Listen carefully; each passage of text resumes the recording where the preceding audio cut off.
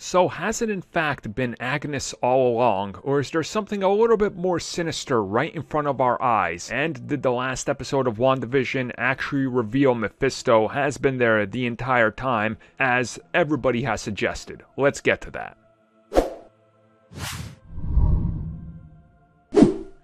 At this point, you all know Mephisto. He's like a living meme of his own, so no need to really explain what he is other than standing for the devil. A few dead giveaways at the end of the last episode, that fly, the stork poofing into red, and a few more images here people have managed to snap and put online showing quite clearly devilish figures and etchings in the walls and whatnot. Now, let's see. Let's look at the evidence in front of us. Mephisto was involved with a pretty huge part of Wanda and her children, and many other elements in Marvel Comics over the years. Most people will remember one of the most famous/infamous Spider-Man stories of all time. Yeah, that was Mephisto, and oh boy did that not get taken well. So they reversed it. But let's be real, Marvel Studios likes to take some ideas that haven't really worked on the comic side of things and put their own spin on them and do their own thing.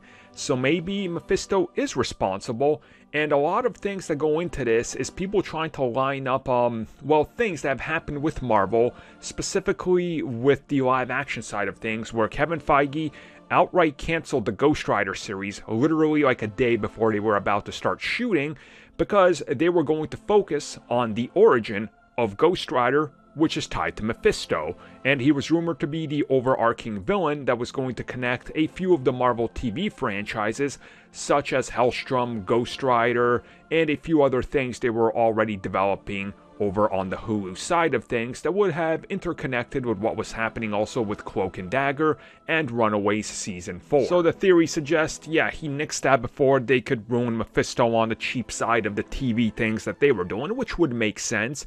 But then again, you line all that up with all this imagery and Easter eggs and everything for the character, it sort of does make you think that they did confirm and reveal that Mephisto is the villain here.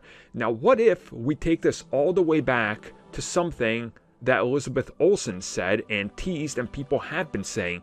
What if she is not the villain in this technically? What if it is Mephisto pulling the strings, but to get him, they have to go into the multiverse of madness and dig deeper, but technically she is then the villain of the show because he's been manipulated. And personally, to me, nothing would make a better statement than saying, hey, remember how we said that we're actually going to make sure that you have to watch everything now to get everything out of it? Well, if you want to know more of what happened with this and who's behind it, what Mephisto really is, check out Doctor Strange 2.